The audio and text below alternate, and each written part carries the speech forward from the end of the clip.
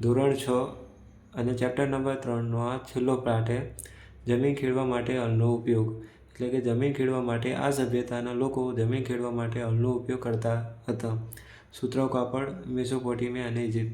એટલે સુતરાઉ કાપડ જે હતું, જે આ સમયની અંદર સૌથી પ્રખ્યાત કાપડ હતું, જે મેસોપોટેમિયા જતું હતું અને મેસોપોટેમિયા દ્વારા ઇજિપ્તમાં જતું હતું.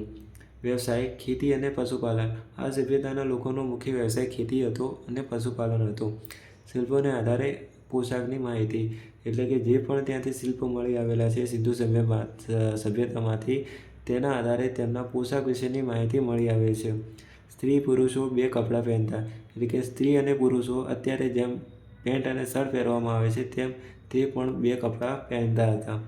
કમરથી નીચેના ભાગમાં હાલનું ધોતી જેવું. એટલે કમરના નીચેના ભાગમાં ધોતી જેવું કાપડ પહેરતા અને ઉપરના ભાગમાં ડાબા ગભા પડતી. ડાબો ગભો એના નીચે હાથની નીચે આવે એમ વસ્ત્ર વીણતા. હાથીદાંતની સોય મળી આવી છે. એટલે કે એમ પણ કહી શકીએ કે તેઓ કાપડને સીવીને પહેરતા હશે, કારણ કે સોય પડતી તેવા જ પુરાવા સાબિત થાય. માટી, તાંબુ અને કાંસાના વાસણો. જો કોઈ પણ વસ્તુ હોય તો તાંબાના વાસણો પણ મળી આવે છે, કારણ કે તેમની યોગ્યતા દર્શાવે છે. ધાર્મિક જીવનની માહિતી અને મૂર્તિ અને મુદ્રામાંથી. તેમની ધાર્મિક જીવનની માહિતી ક્યાંથી મળે? મૂર્તિ અને મુદ્રામાંથી.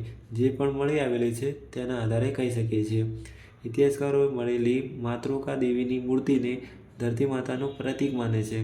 તેમનું માનવું એમ છે કે જે મૂર્તિ મળી આવી છે તે એક ધરતી માતાને સમાન ગણવામાં આવે છે, કારણ કે ધરતીમાં તેમને અન્ન આપતી હતી.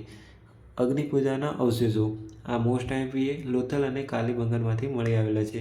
કાલીબંગન રાજસ્થાનમાંથી મળી આવેલા અને રાજસ્થાનની અંદર દરેકને ખબર છે કે ઉનાળા દરમિયાન ગરમી વધારે, એટલે ગરમી એટલે અગ્નિ, અને લોથલ જે ગુજરાતમાં આવેલું છે અગ્નિપૂજા માટે એ બી યાદ રાખવાનું, લોથલ અને કાલીબંગન. ભરૂચ જિલ્લામાં કીમ નદીને કિનારે વાઘા તળાવ આવેલું છે. મોસ્ટ આઈએમપી પરીક્ષા દ્રષ્ટિ મોસ્ટ આઈએમપી રહેવાનું હોય.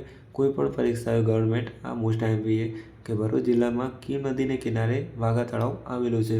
તો આ રહ્યો પાર્ટ 3